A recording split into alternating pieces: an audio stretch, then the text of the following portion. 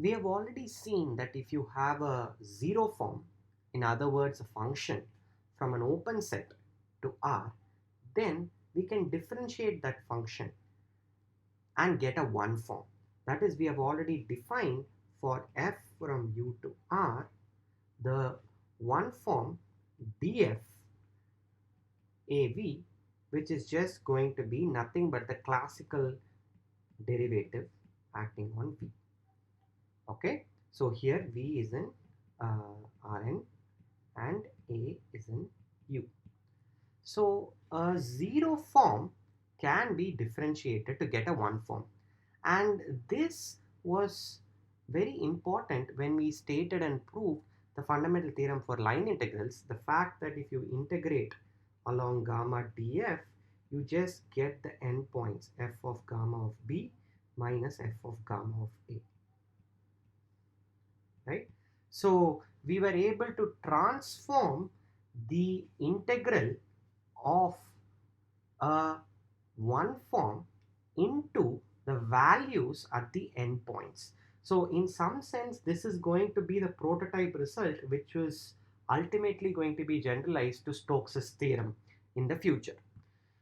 To state and prove Stokes' theorem in its full generality, we need two more notions. One, how do you differentiate a form? In other words, starting with a zero form, we got a one form. In general, starting with a k form, how do you get a k plus one form? That's the object of this video. In the next video, we will see how to get the definition of this same derivative on a general manifold.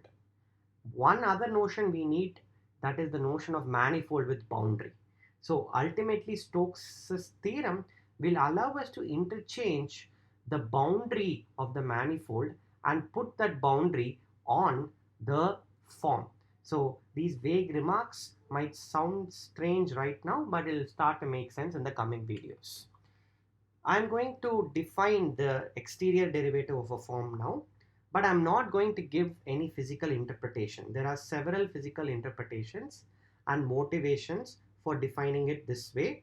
I urge you to look at Hubbard's textbook um, to see a good geometric motivation for this definition.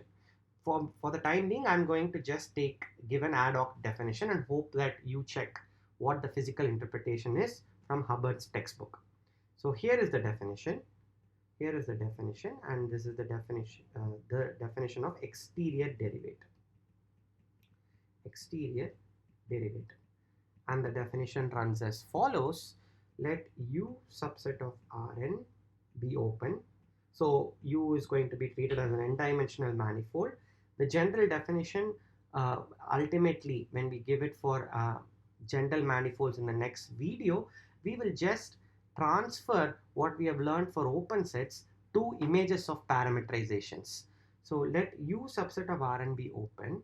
Let omega be summation over I, ai, dxi, be a k form on U. So a lot of things have been compressed in this above expression. Technically speaking, these AIs are functions on U. Okay, so this is going to be a smooth K form. All forms henceforth are always going to be smooth. We define d omega by definition to be just summation over I dai wedge dxi. And recall that AIs being functions from U to R, they are zero forms. So you can do d of AI to get a one form. This one form, you are wedging it with dxi, and you're summing up over all I running through, of course, I and k. Okay, so this first part is a one form, and this is a k form. So when you wedge it, you will get a k plus one form. Okay, so just for completeness, let me just write down that dai is nothing but summation over I dai by dxi. Okay, and you can use this expression to expand out what d omega is going to be. Now let's prove some basic properties of the exterior derivative, And these basic properties in fact characterize the exterior derivative uniquely. That means there is only one exterior derivative operator that takes k forms to k plus 1 forms and agrees with our definition of D for zero forms, that is the map that takes 0 forms to 1 forms f going to df. There's only one such operator defined for all k forms, and that is this exterior derivative operator that I've just defined. Let's state and prove this characterization of the exterior derivative operator. Theorem, this is called characterization of the exterior derivative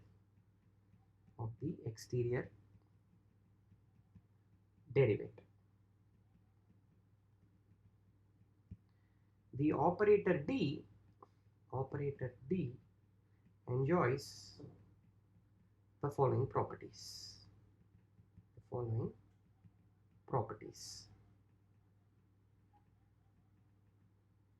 Number one, linearity. Linearity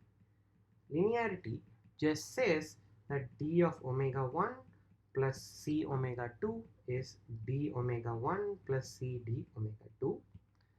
Second property is interesting. This is the behavior under the wedge product.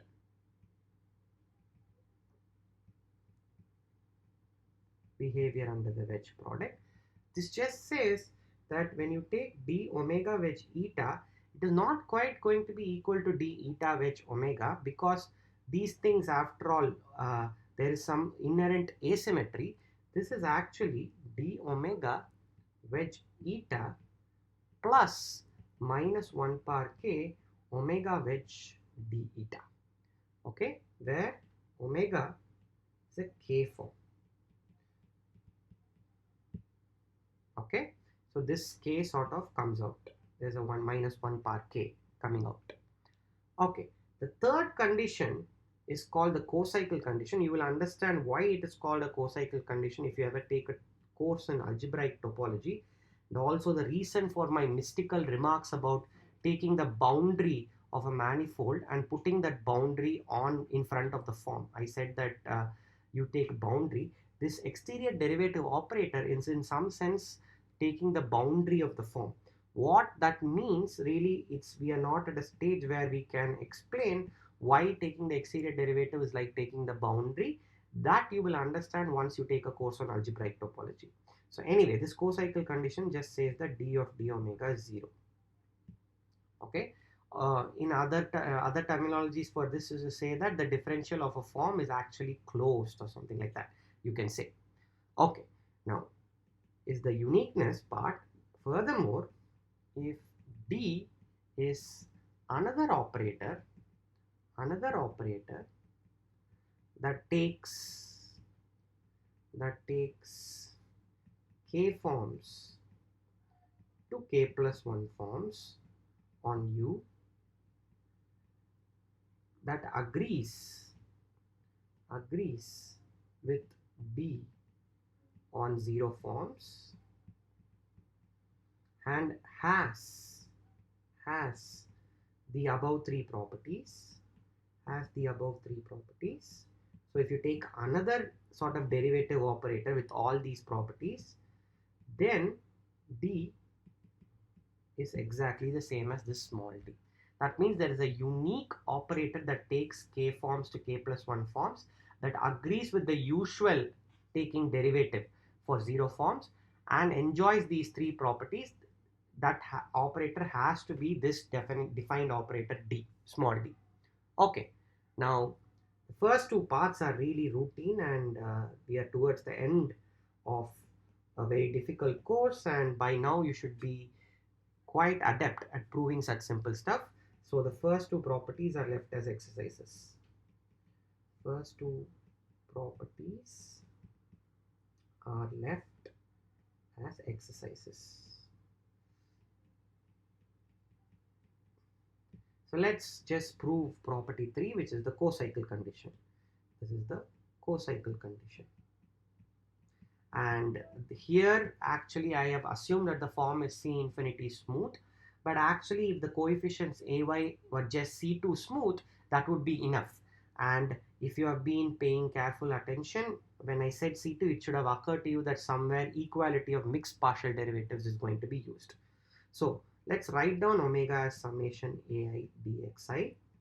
Let's take d omega. Let's just brutally compute. This is just summation dai wedge dxi, and which upon expansion, this is just summation over small I, summation over I dai by dxi wedge dxi.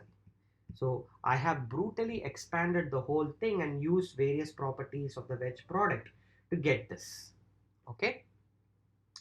Now I'm going to do dd omega, that is the double derivative of the form.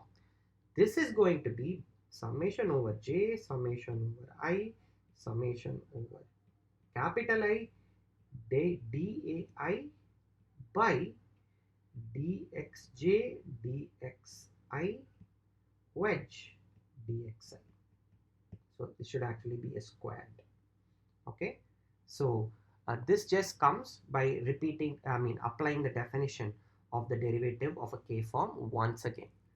Okay. I have made a characteristic mistake in both the previous line and this line. This is just dxi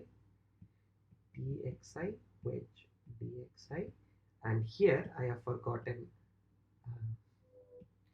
dxj wedge dxi wedge dx capital I. Yeah, much better. Okay, one second. Even though it's technically correct to write wedge here, I'm not going to do that. It's actually correct. When you take a 0 form and wedge it with a 1 form, or for that matter, wedge it with any form, it's just multiplication by that function. Okay, in any case, we have this. But del squared ai by dxj dxi is nothing but del squared ai by dxi dxj. And also we know that wedge products are sort of anti-commutative. So dxi wedge dxj wedge dx capital I is minus dxj wedge dxi wedge dx capital I. Okay, so with this it's clear. It is clear that dd omega is 0. Okay, so that finishes off the properties, 3 properties. 2 of them are just routine and left to you. Now let d be another operator that enjoys the same properties, another operator that enjoys the same properties, and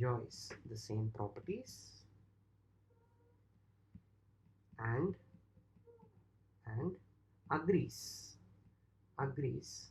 with small d on 0 forms. Okay, let's assume that we have such a thing. Then for a multi-index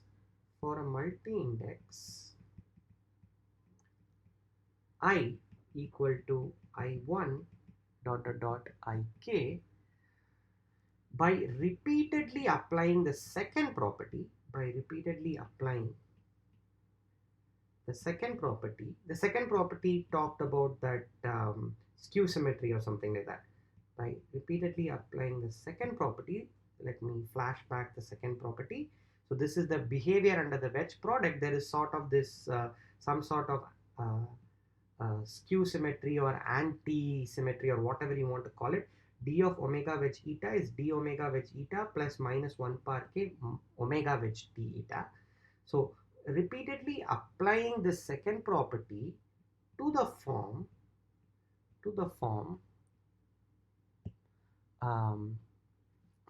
dxi, the basis forms dxi, we get, so this part is slightly clever. We get d of dxi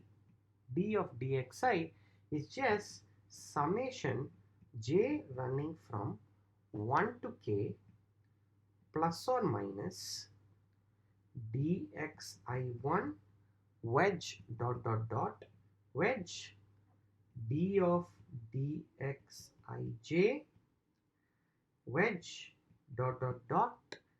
dxik.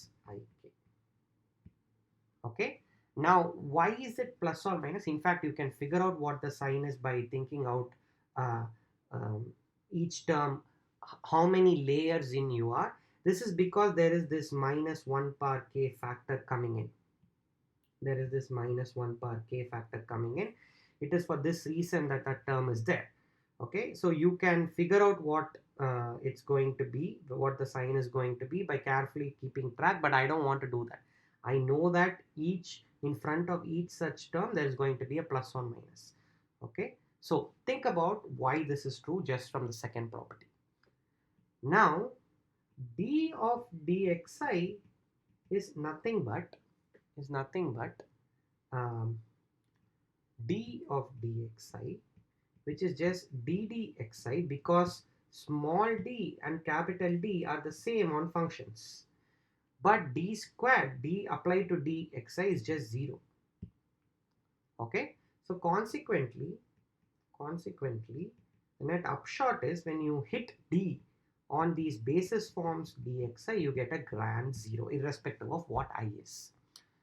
Now take omega to be this arbitrary form ai dxi and hit capital D on this omega and apply the first two properties repeatedly. You will get that d omega is summation over I dai wedge dxi plus ai d dxi.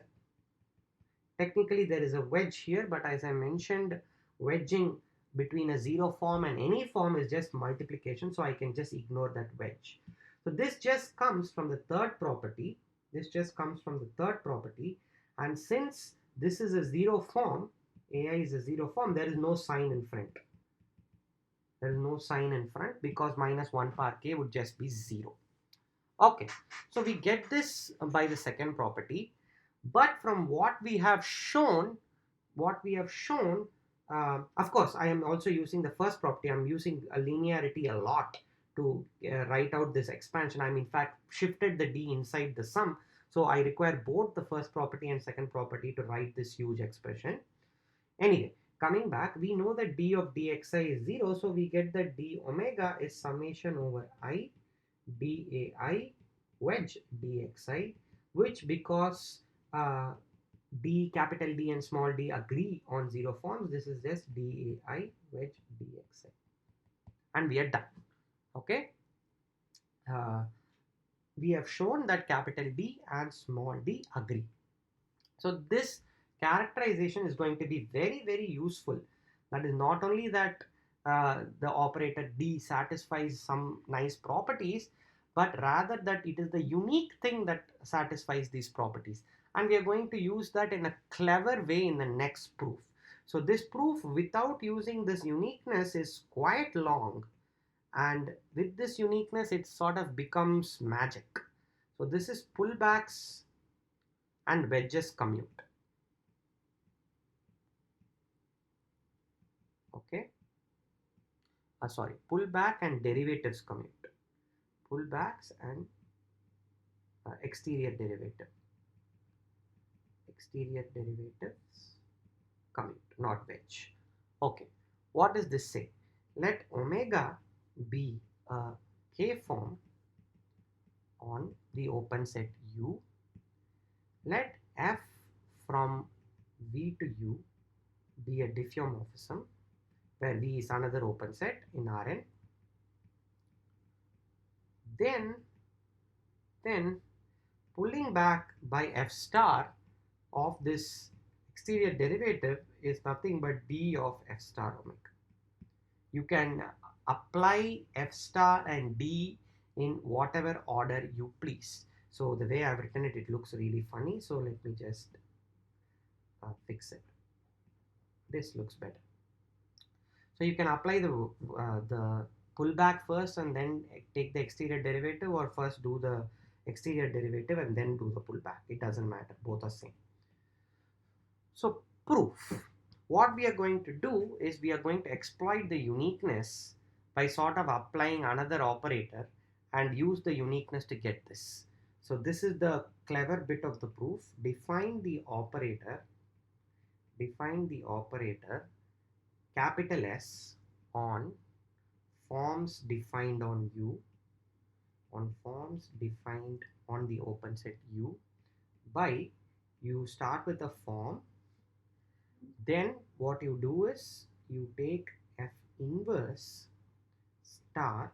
Actually, to be more clear, I should be writing from right to left because that is the order in which you're going to perform the operations. What you do is you first do d f star omega, that is you pull back under f and then you differentiate. So you will, if you're starting with a k form, you will so far end up with a k form, but that k form will not be on u, it will be defined on you start with the k form, f star omega will give you a k plus 1 form, then taking the derivative, I scratched the past 30 seconds. If you start with the k form, f star of omega will give you a k form defined on v, then d of f star omega will give you a k plus 1 form. Now you do another pullback by f inverse star. Because f is a diffeomorphism, you're allowed to do this. So when you do this f inverse star, it's essentially like pushing forward, which you cannot always do, but you can do when you have a diffeomorphism. So this is going to be a k plus 1 form on U. So we have defined a weird operator via pullbacks that gives you a k plus 1 form whenever you feed it a k form. Okay, now the claim is that this form S is going to agree with the differentiation operator, exterior derivative operator on forms on U. And therefore this S must be D. That is the goal.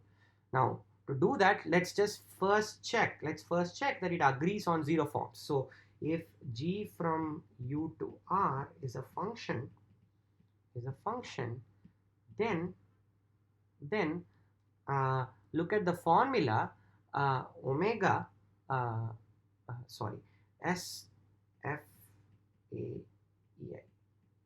So I'm taking S, operating it on F, and evaluating how it behaves on the basis vector EI at a point A in U. And if things go right, I must get this to be same as DFA acting on EI. But this expanding out is just F inverse star. Then what you do is you take D F star G at the point A acting on EI. Okay, but F star G, where G is a zero form, is just composition. So this is just F inverse star D of G composed with F at the point A hitting the vector EI. Okay, but what is DGOF? GOF is a GOF is a zero form on V, but taking this D of GOF is exactly same as taking the usual derivative, capital D, that we have studied way back when we started this course. So we may as well replace this by F inverse star DG at the point F of A acting on D F of A EI. Right? So this is just the usual chain rule for differentiation of a composition. Because the derivative of a zero form and the derivative of the zero form treated as a function behave in exactly the same way, I can write this. Now, when I'm pulling back, what happens is this is same as just taking dg of f composed with f inverse A, df composed with f inverse, so df at f inverse f of A, this is blunderous nonsense. This is df at f inverse A, then df inverse at f of A EI. I hope I've got the whole thing right. Let me just go through it once more. I am pulling back by f inverse now. So what I must do is wherever this A occurs, I must replace it by F inverse A. So it will be technically more correct to write instead of it will be more correct to write this. So this is dg f of F inverse A. Then dfa will become df F inverse F df at F inverse A, acting on the vector df inverse at the point f of a ei. Okay, but this df at F inverse A and f inverse df inverse at the point uh, oh, just a moment, I made a slight error here. So what does this do? I must do d of f inverse at the point f of a of dfa ei. Sorry about that. This is a bit confusing for me also. So let's think about what has happened. Pulling back by a form means you have a function. When you have a form acting on a vector, this is the vector dfa ei is the vector that this is acting on. What you do is you compose by the function inside this, and then the vector that you're acting on, you act by what you're the derivative of what you're pulling back by. So essentially df inverse at the point f of a. Okay, but df inverse at the point f of a of dfa at ei, this is nothing but, this whole thing is nothing but dg at the point f of F inverse a, which is just a, then df inverse at the point f of a of dfa ei, this is nothing but ei. Okay, this is just basic linear algebra. The fact that df inverse f of a acting on dfa ei is just ei. This is same as dga ei. Okay, so this is just a computation. If I made any mistakes, I apologize, but this is straightforward. You should be able to do it yourself. So what is the net conclusion? The net conclusion is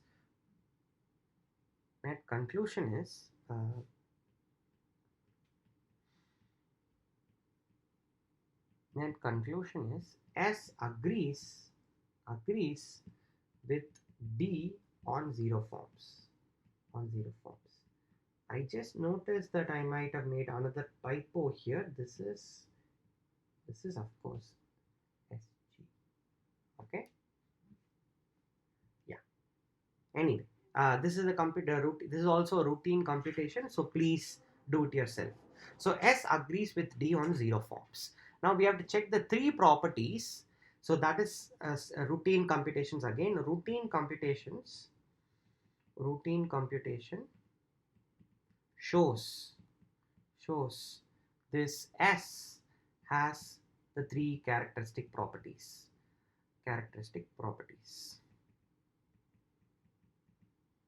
So to not leave you hanging off a cliff, let me just describe how you prove the three properties.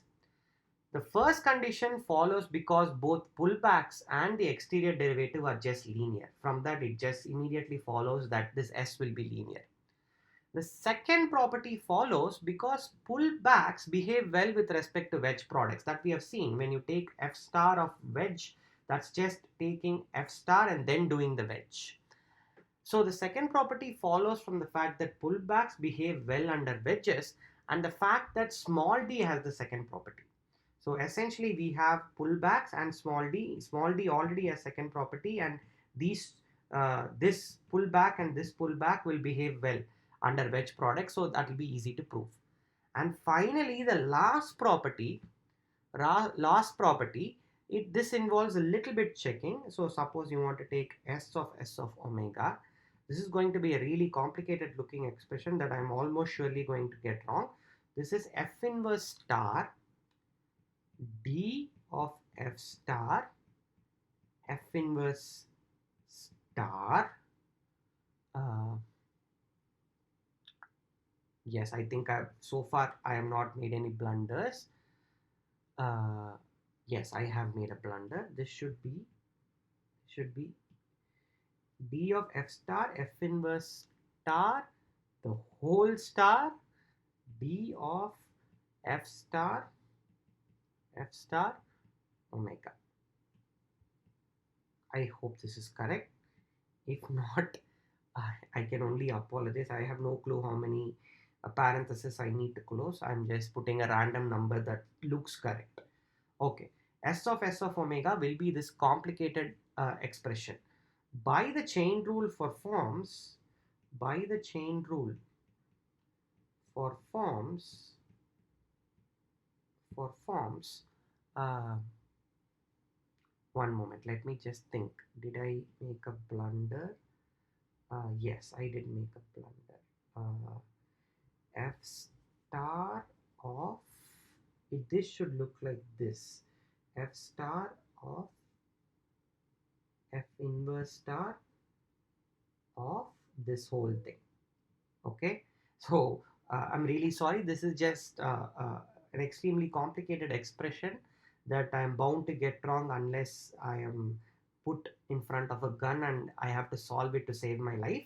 Anyway, it looks something like this. Please check the notes where I will make sure that the correct expression is there. So you have this. So essentially what happens is these two F stars and F inverse stars just cancel off. Okay, so maybe I should put the star here only, otherwise it looks really confusing. Anyway, these two just cancel off. I don't know how to write it correctly. These two just cancel off. And because D already enjoys this property, there will be a D and a D hitting here, so this will be 0. By the chain rules for forms and D squared equal to 0, the result follows. The third property follows.